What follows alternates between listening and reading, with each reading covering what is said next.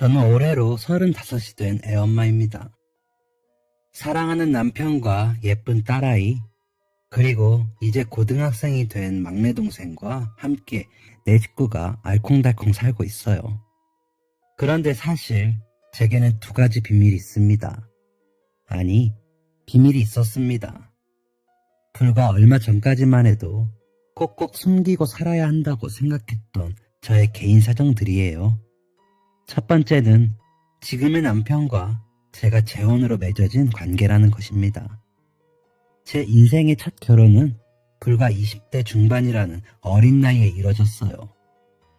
20살 대학 새내기 시절에 만났던 복학생 선배와 연애를 시작했었고, 그 이후로 5년이라는 시간을 그 사람과 만나며 보냈어요. 대학교를 졸업한 뒤에는 당연한 수순인 양 시까지 올렸고요. 세상에 그 사람처럼 좋은 남자는 없다고 굳게 믿던 시절도 있었죠. 결혼을 할 때까지는 말이에요. 그 사람과 사귄 지 4년이 넘어가던 시기에 저희는 슬슬 결혼을 생각하고 있었습니다. 저는 어릴 때부터 빨리 가정을 꾸리고 예쁜 자식을 낳아 기르고 싶다는 생각을 가지고 있었어요. 그래서 20대 중반의 어린 나이였지만 저보다 6살이 많았던 전 남편과 부부회연을 맺기로 했습니다. 처음 결혼 이야기가 오고 갔을 때 저는 그 사람에게 그간 꽁꽁 숨겨두었던 비밀을 털어놨어요. 부끄러운 것도 아닌데 혹여나 책이라도 잡힐까 늘 혼자서만 간직했던 비밀을요. 네, 제 두 번째 비밀은 바로 제가 어린 시절 지금의 부모님께 입양이 되었다는 사실입니다. 사실 저를 낳아주신 친부모님은 기억에 남아있지 않아요. 워낙 어릴 때 헤어지기도 했고 살면서 한 번도 만나보고 싶다는 생각을 하지 못했거든요. 그게 저를 키워주신 부모님에 대한 예의라고 생각하기도 했지만 한편으로는 저를 버린 사람들을 부모라고 생각하고 싶지 않다는 마음이 컸어요. 오히려 양부모님께서는 제가 원한다면 생물학적 부모와 왕래를 하고 지내도 괜찮다고 말씀해 오셨어요. 세상에 피보다 진한 건 없다며 말이에요. 그렇지만 저는 저를 길러주신 두 분이 진짜 제 부모님이라고 여기며 살아왔고 앞으로도 그렇게 살고 싶어요. 두 분이 저를 입양하셨을 때 저는 보육원에서 꽤 나이가 많은 축에 속해 있었어요. 당시 나이가 중학교 3학년이었으니까요. 참 잔인한 말이지만 그쯤 되면 보육원에서도 더 이상 아이에게 좋은 가정을 찾아줄 수 있을 거라는 희망을 갖지 않아요. 그 정도로 커버린 아이들을 데려가고 싶어하는 부부는 잘 없으니까요. 그래서 그 시절에 저는 차라리 혼자서도 어엿한 어른이 될 수 있도록 이런저런 훈련을 받고 있었어요. 제가 지냈던 보육원은 가톨릭 재단 산하에 있었는데 그 덕분에 어린 시절부터 다정하신 수녀님들께 많은 것을 배울 수 있었죠. 대부분의 가톨릭 수녀원이나 수도원에는 운영 회비를 마련하기 위해 다양한 수공예품이나 식품들을 만들어 팔곤 하는데요. 제가 있었던 보육센터 바로 옆이 수녀원이라 그곳에서 뜨개질하는 방법이나 빵이나 쿠키를 굽는 방법처럼 먹고 사는 데 도움이 되는 기술들을 배울 수 있었어요. 학교를 마치고 돌아오면 언제나처럼 수녀님들 사이에 껴서 도란도란 이야기를 나누며 빵 반죽을 주무르거나 뒷정리를 돕곤 했죠. 그때 수녀님들께서는 제게 입버릇처럼 너는 참 철이 빨리 들었구나 라고 말씀하시곤 했어요. 제가 때를 쓰지도 않고 뭔가를 바라지도 않아서 오히려 마음이 불편하다고 하셨죠. 아직 어리광을 부려도 되는 나이인데 너무나 일찍 어른이 되어버린 것 같다고요. 하지만 당시 저에게는 그 방법밖에 없었습니다. 매번 입양을 원하는 부부가 보육원에 찾아오면 몇몇 아이들은 기대에 부푼 눈으로 그분들을 바라보곤 했어요. 하지만 저는 일찍이 깨달았습니다. 희망이 클수록 절망 역시 커질 수밖에 없다는 것을 말이에요. 아마 그래서 그랬을 거예요. 수녀님들이나 보육원 선생님들께서는 항상 저에게 애어른 같다는 말씀을 하셨어요. 그때는 그분들의 말을 온전히 이해할 수 없었지만 저 역시 성인이 되고 아이를 가져보니 알겠더라고요. 어른의 시선에서 아직 어린아이가 다 커버린 양 구는 게 어찌 보면 슬프게 느껴졌을 것 같기도 해서요. 아무튼 저는 처음 친부모님과 헤어지던 그날부터 그렇게 보육원 식구들을 가족이라고 생각하며 자라왔어요. 그러다가 우연히 성당에 자원봉사를 하러 오셨던 지금의 부모님을 만나게 되었습니다. 당시 어머니는 지금의 저보다 4살이 많은 39살이셨고 아버지는 그보다 1살이 어린 38살이셨어요. 두 분이 처음 만난 곳도 역시 성당이었다고 들었습니다. 주말마다 마주치던 인연이 나중에는 주중에도 시간을 내서 만나는 연인으로 발전했다고 했어요. 그렇게 짧은 연애 기간을 거쳐 결혼까지 하게 되었고요. 하지만 행복했던 신혼이었던 두 분에게도 시련이 닥쳤습니다. 아이가 찾아오질 않았던 거죠. 평소 독실한 신자셨던 부모님은 아직 때가 아닌 것 뿐이라고 서로를 달래며 버티셨다고 해요. 그렇게 시간은 무심하게도 흘렀고 결국 부부가 된 지 10년이 되던 해에 두 분은 임신 계획을 포기하기에 이르렀습니다. 어머니도 아이를 갖기엔 무리가 될 정도로 나이가 드셨고 아버지도 그런 어머니께 부담을 지우고 싶지 않으셨다고 해요. 이건 나중에 들은 이야기지만요. 당시 어머니는 이렇게 생각하셨대요. 나에게는 자녀를 갖는 기쁨이 허락되지 않았지만 적어도 부모를 갖는 기쁨이 무엇인지 모르는 아이는 없었으면 좋겠다. 라고요. 두 분께서 제가 있던 보육원으로 봉사를 오시게 된 계기도 바로 그런 마음 때문이었다고 해요. 낳고 기른 것만이 가족이 아니라고. 마음이 이어져 있고 서로 사랑한다면 누구나 가족이 될 수 있다고 알려주고 싶으셨대요. 그렇게 제 중학교 졸업식에는 난생 처음으로 부모님이라는 존재가 함께 했습니다. 초등학교 6년, 중학교 졸업 전에 3년까지 저는 단 한 번도 학교 행사날을 즐겁게 보냈던 기억이 없어요. 다른 아이들은 다 부모님의 손을 잡고 웃고 있는데 저만 혼자였으니까요. 물론 같은 보육원에서 생활하던 다른 친구들 덕분에 서로 의지하며 보냈던 시간이지만 어린 마음에 저를 버린 친부모님을 원망하기도 했었어요. 나이가 들고 머리가 크면서 초등학교 고학년 때에는 이런 일도 있었네요. 그날은 학부모 참관 수업일이었어요. 자녀들이 학교에서 어떻게 공부를 하는지 궁금한 마음으로 수없이 많은 어머니들이 모였죠. 그런데요, 사춘기가 다가온 10대 초중반의 아이들은 그걸 참 싫어하더라고요. 다들 제발 오늘 엄마 좀 안 왔으면 좋겠다.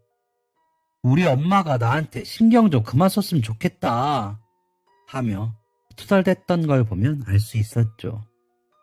그때 저는 차마 부럽다는 생각조차도 하지 못하고 있었어요. 그저 고개를 푹 숙이고 책상 앞에 가만히 앉아 눈에 들어오지도 않는 교과서만 들여다보았죠. 그런 제 모습을 보고 반 친구들 몇몇이 웅성거렸지만 그런 건 아무래도 괜찮았어요. 부모 없는 아이라는 꼬리표보다 더 고통스러웠던 건 바로 외로움이었으니까요. 그런 유년기를 보낸 제게 부모님과 함께하는 졸업식은 정말 큰 선물이었어요. 두 분은 풍성하고 어여쁜 꽃다발까지 사와서 제 품에 안겨주셨고 친구들을 불러 모아 함께 사진도 찍어주셨습니다. 식이 다 끝난 뒤에는 두 분과 손을 꼭 잡고 시내에 있는 패밀리 레스토랑에 가서 거한 저녁 식사도 먹었어요. 그 이후에도 매년 제 생일, 엄마 아빠의 생신, 어린이날, 어버이날, 셀 수 없이 많은 기념일을 두 분과 함께 보냈습니다. 부모님께서는 금이야 오기야 키운다는 게 이런 거구나 싶을 정도로 다정하셨어요. 늘 맛있는 음식을 만들어 주셨고, 감히 갖고 싶다는 상상조차 해보지 못했던 비싼 옷들을 사입혀 주셨어요. 무엇보다도 두 분은 두 채의 건물을 소유하고 계시거든요. 덕분에 저는 넉넉한 가정 형편 내에서 남부럽지 않게 지낼 수 있었습니다. 하지만 부모님이 제게 주신 선물은 비단 물질적인 것들 뿐만이 아니었어요. 잠들기 전에는 꼭 사랑한다, 네가 자랑스럽다 하는 딱 부끄러운 칭찬 세례가 쏟아졌죠. 그때까지 사는 이유를 몰랐던 어린 저는 두 분의 사랑 덕분에 점점 자신감이 넘치는 모습으로 변화할 수 있었어요. 하지만 제가 두 분께 받은 가장 값진 선물은 따로 있었습니다. 바로 저와 무려 17살 터울이 나는 남동생이에요. 어머니가 임신 소식을 전해오셨던 그날이 아직도 생생하게 기억나요.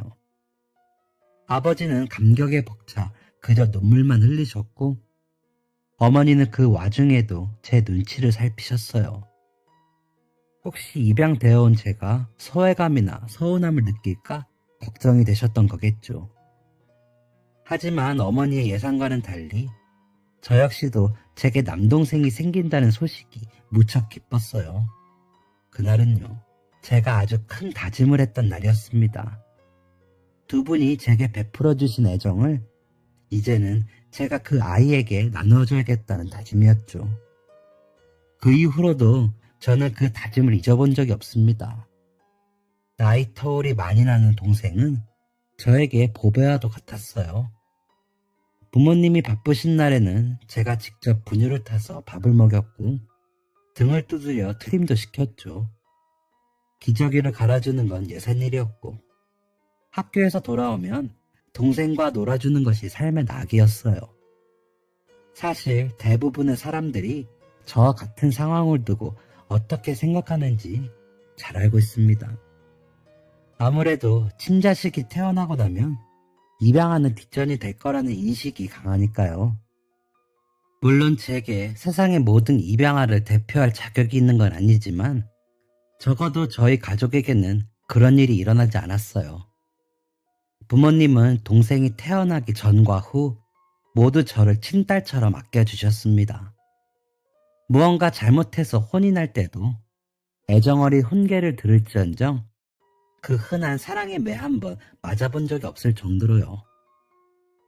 그래서 저 역시 자연스럽게 어린 동생을 사랑으로 대할 수 있었던 것 같아요. 제가 성인이 된 뒤에는 부모님을 대신해서 제가 아이의 보호자 역할을 하곤 했어요. 유치원 등원버스를 태워보내고 일정 시간이 되면 다시 아이를 데리고 집으로 귀가했죠. 동생의 손발을 다 닦이고 난 뒤 어머니가 차려주신 밥상을 먹는 게 매일의 일과였죠. 퇴근하신 아버지까지 온 가족이 둘러앉아 두런두런 이야기를 나누는 게 어찌나 행복했는지 몰라요. 그렇게 금지옥엽 키운 동생은 여느 남학생들과는 다르게 아직까지도 제게 애교를 부리곤 해요. 이제는 푸릇푸릇한 수염 자국이 보이는 남고생이 되었는데도 제 눈엔 아기 같기만 하네요. 당연히 동생 역시도 제가 입양되어 왔다는 사실을 알고 있어요. 하지만 그 사실이 저희 남매를 불편하게 만든 적은 한 번도 없습니다. 그 아이에게 저는 언제나 든든한 누나이고 제게 그 아이는 언제나 사랑스러운 동생이니까요. 동생은 지금 꿈을 이루기 위해 서울로 올라와 저희 집에서 함께 지내고 있어요. 고등학교도 옮기고 입시 준비를 하며 열심히 공부하는 모습이 참 대견스러워요. 다행스럽게도 현재 남편 역시 처남을 매우 귀여워해준답니다. 가끔 저 모르게 용돈도 챙겨주곤 하는 모양인데 그럴 때면 꼭 동생이 받은 돈을 저에게 돌려줘요. 자기는 부모님께서 보내주시는 돈만으로도 충분하다며 조카에게 장난감이라도 하나 더 사주라는 말을 덧붙이면서요. 고등학생이면 한창 용돈이 부족할 나이인데 참 속이 깊은 녀석이에요. 이렇게까지 제 친정 식구들 이야기를 자세히 말씀드린 건 그만큼 저희 가족에게는 피가 섞였는지의 여부가 중요하지 않다는 걸 알려드리고 싶어서예요. 사실 부모님께서는 타인의 시선에 제가 상처를 받을까 염려하시기도 했어요. 전 남편과 연애하던 시기에 입양 사실을 털어놓지 않았던 것도 두 분께서 워낙 걱정을 하셨기 때문이었고요. 그랬기 때문에 처음 전 남편에게 제 입양 사실을 털어놓았을 때 저는 어느 정도의 해방감을 느끼기도 했어요. 만약 이 사실을 알게 된 뒤 저와의 결혼을 모르겠다고 해도 저는 괜찮았습니다. 사람에 따라서는 제가 거짓말을 해온 거라고 생각할 수도 있을 테니까요. 그래서 저는 상견례 날짜를 잡기 전에 미리 전 남편과 단둘이 진지한 대화를 나누기로 했어요. 자주 함께 가던 와인바에 가서 은근한 분위기를 잡은 다음 결국 털어놓았습니다. 그 사람의 반응이요? 놀라울 정도로 아무렇지도 않아 보였어요. 제가 살아오면서 자연스럽게 알게 된 것들이 있는데 그중 하나는 사람들이 생각보다 무례하다는 거예요. 학교나 직장에서 우연히 제 가정사를 알게 된 사람들은 저의 기분은 생각지도 않고 가진 질문을 퍼부어 댔습니다. 제가 대답을 피하기라도 하면 반나절도 지나지 않아 말도 안 되는 소문이 떠돌기도 했고요. 그래서 저는 비밀을 털어놓던 날 마음의 준비를 단단히 하고 있었어요. 혹시 그 사람이 이별을 고하거나 저와 저희 가족을 비난한다고 해도 상처를 받고 싶지 않았으니까요. 하지만 그 사람은 묵묵히 제 빈 와인잔을 채워줬습니다. 그리고 나서 저희는 일상적인 이야기를 이어나갔습니다. 이제 와서는 기억조차 나지 않을 만큼 평범한 얘기들이었죠. 그날의 날씨, 기분, 뭐 그런 것들 말이에요. 그날 이후로 저는 그 사람을 믿어도 되겠다고 확신했어요. 게다가 그 사람도 편모 가정에서 유년기를 보냈기 때문에 저와 공감대가 잘 형성되었어요. 외로웠던 어린 시절이나 가족에 대한 결핍감에 대해 많은 대화를 나눈 상황이었기 때문에 더 정이 깊게 들었던 것 같아요. 그 사람과 저는 곧장 양가 부모님을 만나 뵈었고 허락까지 받아 결혼식을 올리게 되었죠. 그 과정은 결코 쉽지 않았어요. 실은 저희 어머니가 전 남편을 탐탁치 않게 생각하셨거든요. 처음 인사를 드리러 왔을 때부터 어딘가 껄렁한 태도가 마음에 들지 않는다고 하셨어요. 하지만 당시에 저는 그 사람을 진심으로 사랑했고 결국 자식을 이기는 부모는 없다며 어머니께서도 허락을 해주셨습니다. 그렇게까지 애를 써서 결혼을 했지만 전 남편과 살을 맞대고 산 기간은 사실 얼마 되지 않았어요. 1년도 채 되지 않아서 갈라서게 되었으니까요. 그 사람과 헤어져야겠다고 생각하게 된 건 결혼 후 처음 맞는 명절이었어요. 우선 시댁에 찾아가 인사를 드린 뒤 제사를 지내고 다음날 친정에 방문할 예정이었죠. 저는 결혼 전까지 어머니를 도와 요리하는 걸 즐기기도 했고 워낙 말을 잘 붙이는 성격이라서 식을 올린 후 처음 맞는 명절임에도 크게 긴장이 되진 않았어요. 오히려 어느 정도 고생을 할지도 모른다고 예상을 했기 때문에 담담한 마음이었습니다. 하지만 그런 저의 예상과는 달리 시댁에서는 저에게 아무런 일도 시키지 않으셨습니다. 현관문을 열고 들어서자마자 전 시모께서는 입이 귀에 걸릴 듯 웃으며 저를 반겨주셨어요. 그리고는 제 손에 쥔 짐들을 다 당신께서 가져가신 뒤 무겁게 이런 건 뭐 한다고 가져왔니? 라고 말씀하셨습니다. 제가 들고 갔던 건 간단한 선물이었어요. 전 시모께 드리기 위해서 각종 기초 화장품들을 준비해갔고 명절이니만큼 한우 세트도 사갔습니다. 그분은 그걸 계속해서 뚫어져라 바라보셨어요. 그리고는 고맙다는 말 대신 저를 소파로 잡아끌며 말씀하셨습니다. 오느라 고생했다. 이제 앉아서 숨 좀 돌려라. 저는 어안이 벙벙하기도 했고 무언가 불편한 마음이 들었어요. 시댁에 방문하기 전 저는 미리 전 남편에게 이런저런 상황들을 물어보았습니다. 그 사람 말로는 매해 제사가 총 3번, 명절 때는 손님이 없어도 꼭 전을 넘치도록 부친다고 했죠. 그러면서 늘 명절이 끝나고 나면 음식이나마 버려야 했다며 짜증을 냈어요. 그런 이야기를 다 들은 상황이었는데도 전 시모께선 저에게 그냥 앉아서 쉬라는 말만 반복하셨습니다. 그 해부터 명절을 쇠지 않게 된 건 아닐까 하고 잠깐 생각을 했지만 그건 결코 아닌 것 같았어요.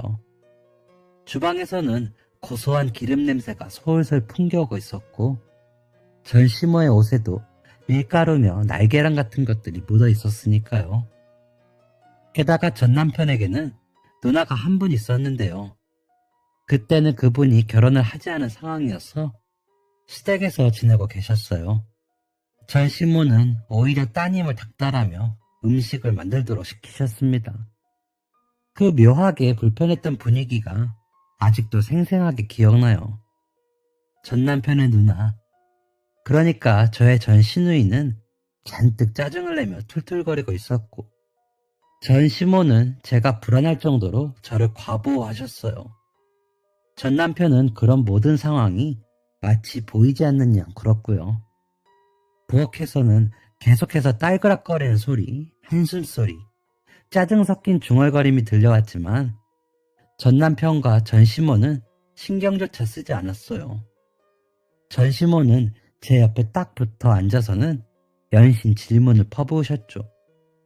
처음에는 아주 평범한 질문들이었어요. 오는 길이 힘들진 않았는지, 신혼생활은 어떤지, 그리고 자녀 계획에 대해서도 물어보셨던 것 같아요. 그런데 점차 시간이 지날수록 전 시모와의 대화는 이상해지기 시작했습니다. 그분께서는 집착에 가까울 정도로 저희 집안의 재산에 대해 물어보셨어요. 처음에는 고지고대로 대답을 해드렸지만 저희 부모님이 돌아가시게 되면 제 몫으로 남겨질 유산에 대해 물어보셨을 때는 정말 당혹스러움을 숨길 수가 없더라고요. 결국 저는 말끝을 흐리며 그런 부분에 대해서는 잘 모르겠다고 애둘러 대화를 끝냈어요. 전 시모는 명확한 답을 듣지 못해 아쉬운 듯한 반응을 보이셨습니다. 그리고 멋쩍게 웃으며 따님이 계신 부엌으로 향하시더라고요. 그날 나눴던 대화 때문에 정신이 없어서 사실 그 뒤에 있었던 일들은 잘 기억이 나지 않아요. 하지만 어쨌든 전 시모는 제가 부엌에도 들어가지 못하게 하셨고 저는 좋은 게 좋은 거라며 어린 며느리를 아껴주시느라 그러셨던 게 아닐까 생각하기로 했습니다. 그렇게 다음날이 되었고 제사를 지내고 난 뒤 저와 전 남편은 친정으로 향했어요. 전날 있었던 일에 대해서 묻고 싶은 마음이 굴뚝 같았지만 그 사람도 당황스러웠을 거라고 생각해서 굳이 먼저 말을 꺼내진 않았습니다. 게다가 남들은 명절이 끝난 다음이면 온몸이 뻐근하고 피곤하다던데 이 정도면 저는 꽤 운이 좋은 게 아닐까 싶었어요. 그 흔한 명절 증후군 한 번 없이 시댁 방문을 마쳤으니까요. 그런데 정말 이상한 일은 저희가 친정에 도착한 뒤에 일어났어요. 어머니께서는 이미 한상 가득 맛있는 음식들을 차리고 저와 전 남편을 기다리고 계셨어요. 아버지 역시 사위를 반기며 덕담을 해주셨고요. 당시 초등학생이었던 남동생도 워낙 친화력이 좋고 활발한 아이여서 전 남편을 형이라 부르며 따랐습니다. 부모님께서 그런 동생에게 매부라는 호칭을 사용하라며 꾸지람을 하셨지만 전 남편은 오히려 형이라고 불리는 게 더 친밀하게 느껴진다며 너스를 떨었어요. 그렇게 가벼운 대화가 오고 가자 자연스럽게 분위기가 풀어졌고 저희는 식사를 하기 시작했습니다.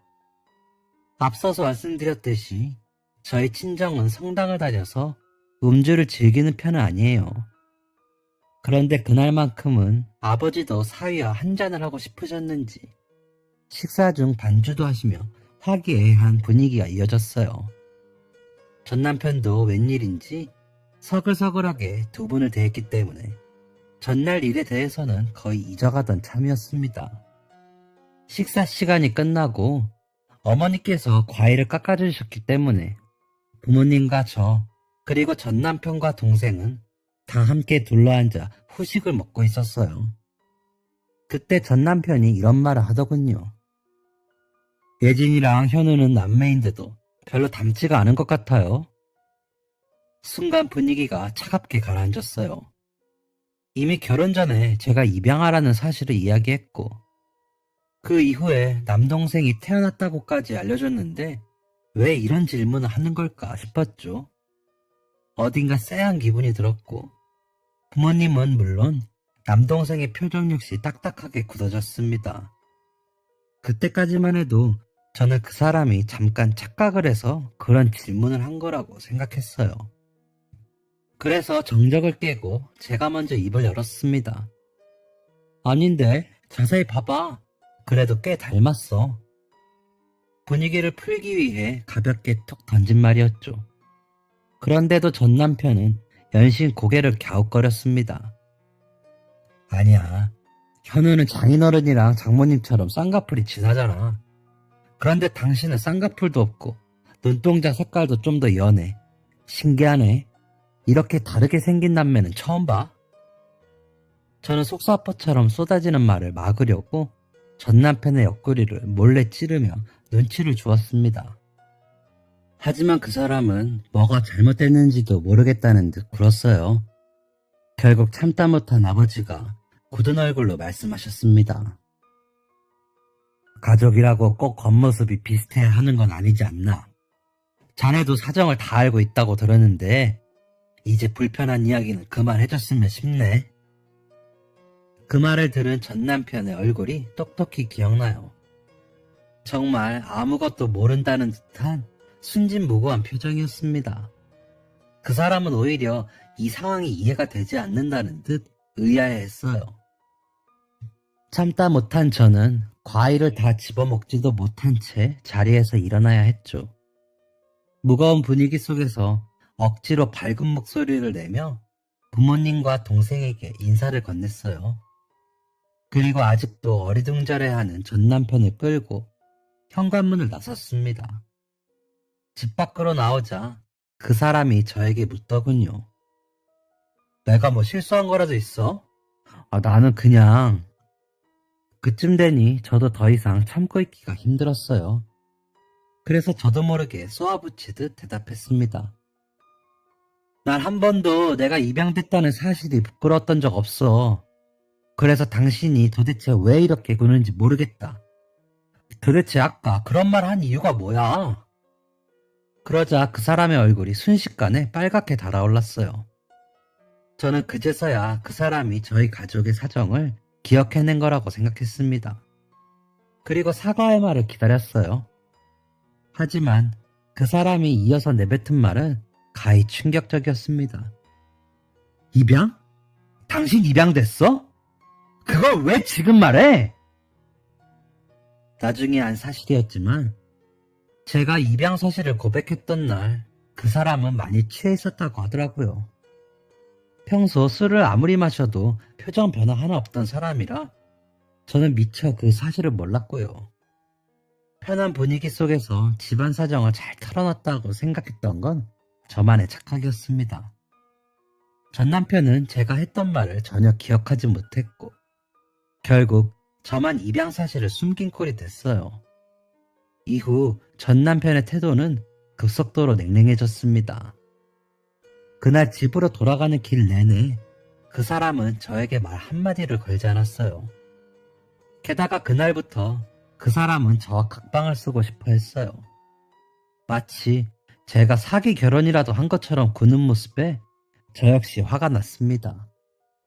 저는 억울한 마음에 결혼 전에 분명히 얘기한 내용이라고 반박했어요. 하지만 그 사람은 연신 고개를 저으며 저와 저희 부모님을 사기꾼으로 몰아갔습니다. 새벽이 다 되도록 언성을 높여 싸웠고 결국 그 사람은 집을 나가버렸어요. 혼란스러운 마음이 들었고 도대체 왜 이런 상황이 벌어진 건가 속상해서 그저 눈물만 흘렀습니다. 다음날 아침 어머니께서 걱정스러운 목소리로 전화를 걸어오셨어요. 친정에서 그렇게 나간 다음 미처 안부 전화를 드리지 못했거든요. 어머니는 제 목소리가 떨리는 걸 들으신 건지 결국 저와 함께 울기 시작하셨습니다. 당신 잘못은 하나도 없는데 계속해서 저에게 미안하다는 말만 반복하셨어요. 엄마가 너를 낳지 못해서 미안하다. 너에게 자꾸 상처를 주게 되는구나. 하며 한숨을 쉬시더라고요. 그 말을 들은 저 역시도 소리를 내며 울어버렸고요. 결국 시댁에서도 연락이 왔습니다. 전 시모는 이전과는 180도 달라진 목소리로 저에게 역정을 했어요. 어떻게 그런 큰 사실을 숨기고 결혼을 할 수가 있냐며 언성을 높이셨습니다. 심지어는 배 아파 낳은 자식이 아니니 빨리 털어내고 싶어 일찍 시집을 보낸 게 아니냐는 말씀까지 하시더라고요.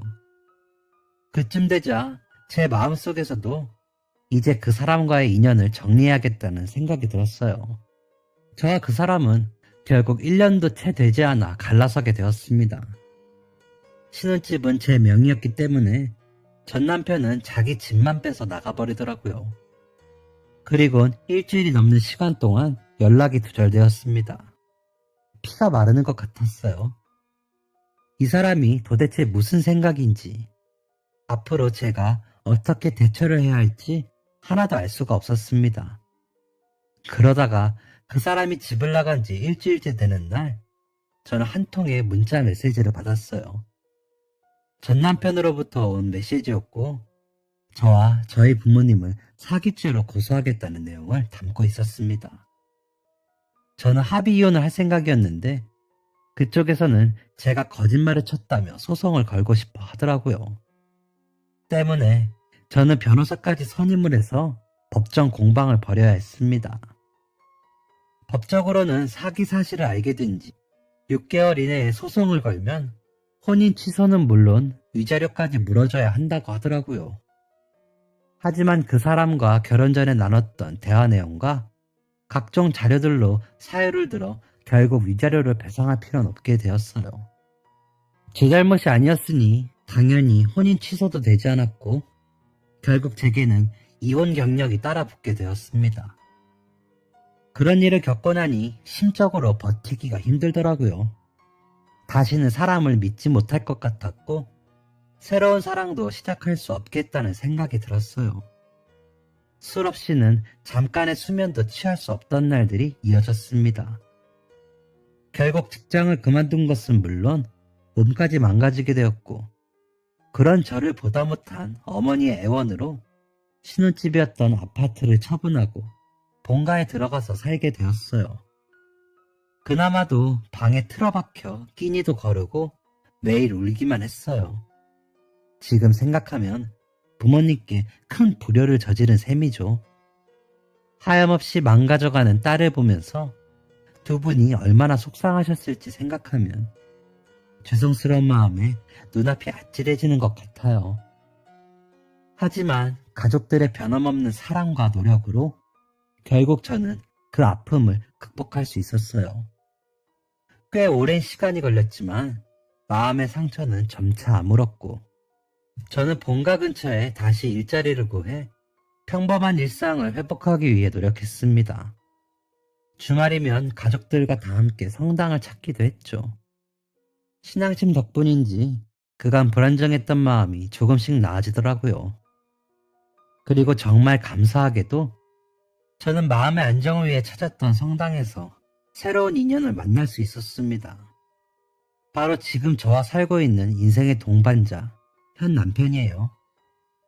현 남편은 워낙 신실하고 심성이 고와서 성당 커뮤니티 안에서도 인기가 많은 사람이었어요. 저희는 함께 봉사활동을 하며 친구가 되었고 몇 년에 걸쳐 점차 가까워졌습니다. 나중에는 서로의 과거와 상처들을 공유하며 위로를 받는 사이가 되었어요.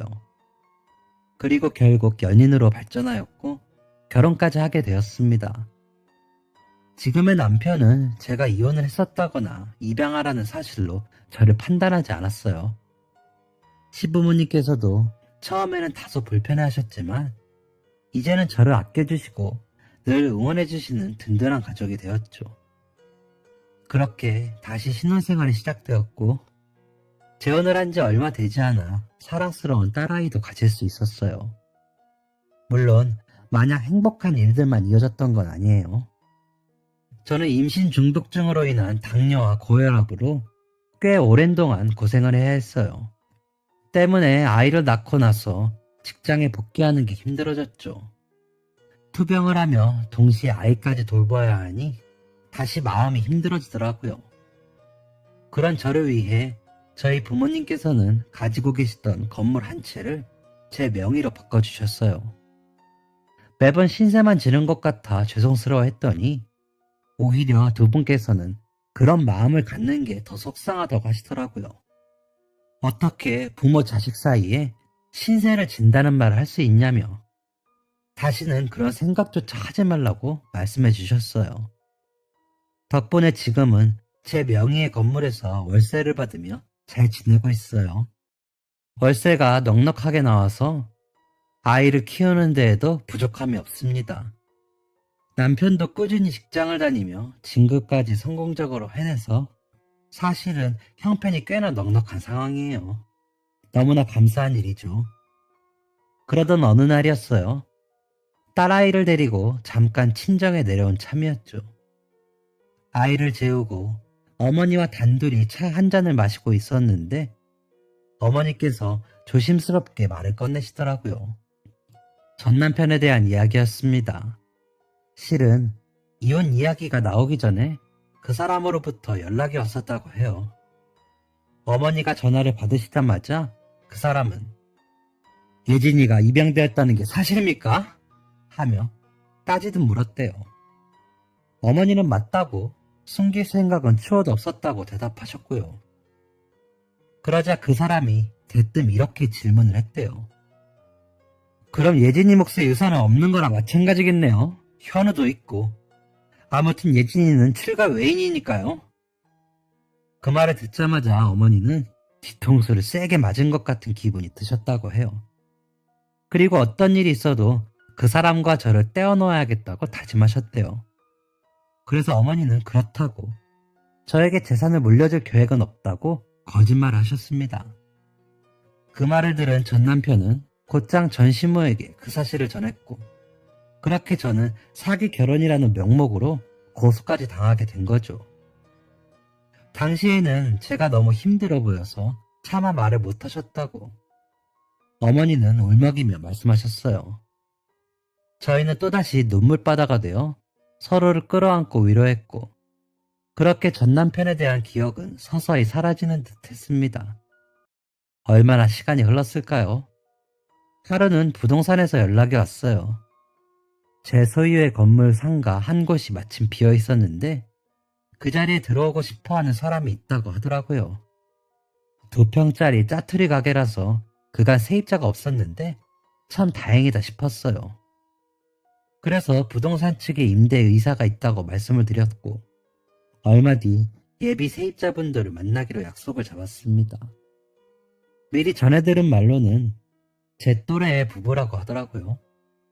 남편이 사업을 하다가 실패했고 아이를 키우는데 형편이 너무 좋지 않다고 그래서 아내 되는 분이 작게나마 분식집을 열고 싶어하는 상황이라고 했어요. 저 역시 딸을 키우는 입장에서 그분들을 조금이라도 도와드리고 싶다는 생각이 들었습니다. 그래서 월세를 조금 싸게 받기로 마음을 먹고 계약을 위해 부동산을 방문하게 되었어요. 그런데 새로 들어오고 싶어 한다던 세입자는 정말이지 뜻밖의 인물이었습니다. 몇몇 분들은 예상하셨겠지만 그 사람은 바로 제 전남편이었어요. 재혼을 했다는 이야기는 건너 전해 들었는데 고생을 많이 한 모양인지 살이 많이 빠진 모습이었습니다. 부인이라는 사람도 얼굴이 퍼석했고 그 등 뒤에 엎여있는 아이는 연신 울음을 그치지 못하더라고요.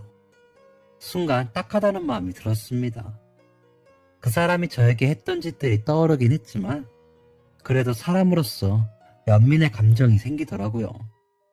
게다가 부인 되시는 분과 어린아기는 아무런 잘못도 없는데 힘들어 보이는 모습에 마음이 안 좋았어요. 불편한 관계이긴 하지만 그래도 좋은 마음으로 임대를 내주려던 참이었습니다. 갑자기 전 남편이 저에게 반가운 척을 하더라고요. 제가 부동산 문을 열고 들어오자마자 저를 알아본 눈치였어요. 예진아, 잘 지냈어? 야, 너 얼굴 폈다? 그 사람은 마치 반가운 친구를 만난 듯 아는 체를 했어요. 그러더니 또다시 선을 넘는 말들이 이어졌습니다. 그때는 너 때문에 고생 좀 했는데 이제는 너를 용서하기로 했다는 둥. 좋은 변호사 써서 위자료도 안 냈으니 월세라도 좀 싸게 달라는 둥. 참기 힘들더라고요. 아내 되는 분에게도 서슴없이 내 전부이냐, 왜 그 사기치고 튄 여자가 있었다고 얘기했었잖아 하며 저를 비난하는 말을 해댔고요. 오죽했으면 중개인님께서 나서서 말릴 정도였으니까요. 화가 났지만 대놓고 응수를 하면 저 역시 똑같은 사람이 되는 것 같아 참았어요. 그리고 넌지시 그 사람에게 물었습니다. 월세 얼마나 깎고 싶으세요? 그 사람의 얼굴에 화색이 돌았어요. 그러면서 갑자기 웬 존댓말이냐며 우리 사이에 너무 차가운 것 아니냐는 헛소리를 늘어놓더라고요. 아니요, 이제 남인데 예의는 지켜야죠. 제가 말하자 갑자기 그 사람은 머쓱한 듯 입을 다물었어요. 아내 되는 분 역시 부끄러운 듯 귀가 새빨개지더라고요. 저는 다시 한번 원하는 금액이 어떻게 되냐고 물었어요. 그리고 그 사람이 제안한 금액은 10만 원이었습니다. 보증금 2천만 원에 월세 30만 원짜리 가게였는데 10만 원을 깎아달라고 말하는 꼴이 참 어이가 없었어요. 그래서 저는 이렇게 대답했습니다. 아, 10만 원이요? 알겠습니다. 보증금 1억 더 올려주시면 생각해 볼게요. 그 순간 부동산 내에 감돌던 정적이 얼마나 무겁던지요. 잠시 뒤 제 얼굴로 차가운 물이 쏟아졌습니다. 그 사람이 앞에 놓여있던 물컵을 저에게 던진 거예요. 심지어 유리컵이 벽에 맞아 깨져버리면서 파편이 귀에 스쳐 피까지 뚝뚝 떨어지기 시작했습니다. 귓불에 뜨끈한 느낌이 번졌고 곧이어 따끔거리는 통증까지 느껴지기 시작했어요. 그런데요, 아픈 것보다 분노가 먼저 치밀더라고요. 이번에는 절대 그냥 넘어가면 안 되겠다 싶은 생각이 들었습니다. 그래서 저는 책상에 놓여있던 서류를 들어 갈기갈기 찢었고 곧바로 휴대폰을 들어 경찰을 불렀습니다. 그 사람은 연신 욕을 퍼부으며 난동을 피우기 시작했어요. 중개인님이 만리를 했지만 역부족이었습니다. 아내분은 결국 참지 못하고 아기를 업은 채 부동산에서 나가버리시더라고요.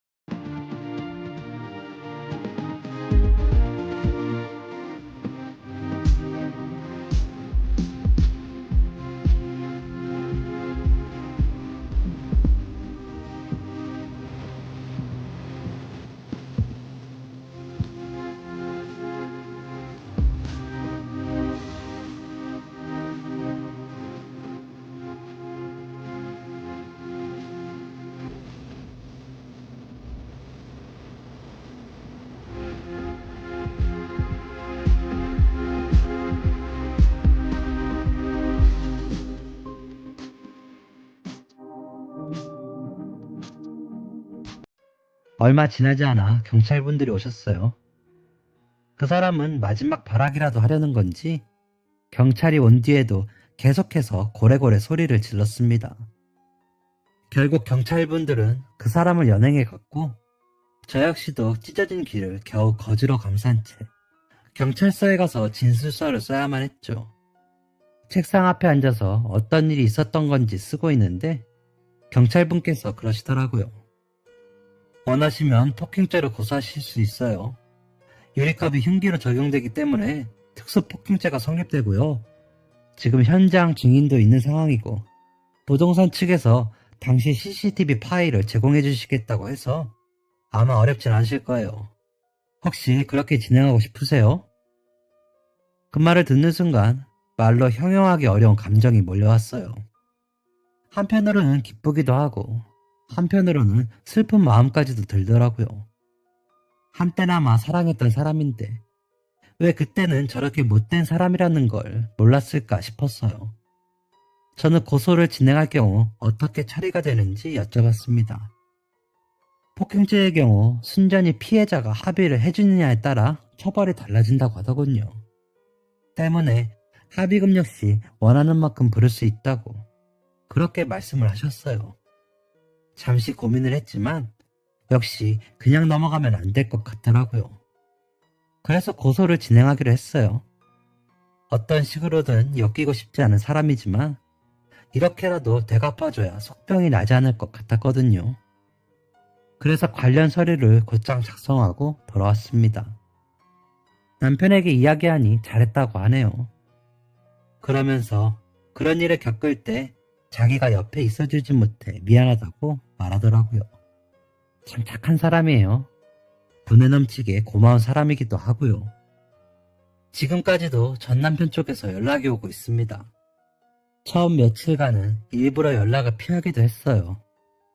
제가 과거에 그랬던 것처럼 피 좀 말라봤으면 싶었거든요. 통화가 연결되지 않자 그 사람은 협박은 물론 저주에 가까운 폭언을 담은 메시지를 지속적으로 보내더군요. 변호사님께 여쭤보니 폭행죄에 협박죄까지 더해서 처벌할 수 있다고 해서 곧장 전 남편에게 합의금 관련 문자를 보냈습니다. 1,000만 원을 부르니 그제서야 상황을 파악했는지 잠잠해지더라고요. 그러더니 한번 얼굴을 볼 수 있냐고 면대면으로 사과를 하고 싶다고 합니다. 갑자기 존댓말까지 써가며 굽신거리는 게 참 가짠더라고요. 그래서 그러자고 했어요. 남편이 같이 가주기로 했고요. 혹시 몰라 경찰서 근처에 있는 대형 프랜차이즈 카페에서 만났어요. 그 사람은 저와 남편의 얼굴을 보자마자 냉큼 바닥에 무릎을 꿇더니 고개까지 조아리며 빌더라고요. 잘못했다고. 자기가 너무 다혈질이라서 실수를 했다고. 분명 미안하다고 말하고 있는데 목소리에서는 전혀 반성의 태도가 느껴지지 않아 더 화가 났어요. 당장 상황만 무마하고 넘어가려는 것 같아 뻔뻔스럽기까지 하더라고요. 제발 용서 좀 해달라고. 지금은 먹고 죽으려 해도 그렇게 큰 돈을 구할 수가 없다는데 그냥 딱 잘라서 거절하고 왔습니다. 1,000만 원이 없으면 합의도 없다고. 감옥에라도 들어가서 반성하시라고 말한 뒤 남편 손을 붙들고 가게에서 나와버렸어요. 집에 돌아오니 그제서야 몸이 덜덜 떨리는데 그래도 할 말은 다 한 것 같아 속은 후련하더군요. 이렇게라도 복수를 할 수 있게 되어 참 다행이다 싶어요. 역시 사람이 당하고만 살라는 법은 없는 것 같습니다. 부인과 어린 아이에게 몹쓸 짓을 한 건 아닌가 싶지만 제가 받은 상처에 비하면 아무것도 아니라 생각이 듭니다. 혹시라도 저처럼 사람으로 인해 상처받은 분들이 있다면 너무 힘들어하지 마시고 꿋꿋이 버텨내세요. 하루하루 내 인생에 집중해서 살다 보면 어느새 예전보다 더 단단한 사람이 되어 있을 거예요. 그렇게 잘 사는 게 과거의 괴롭힘에 대한 가장 큰 복수인 것 같아요.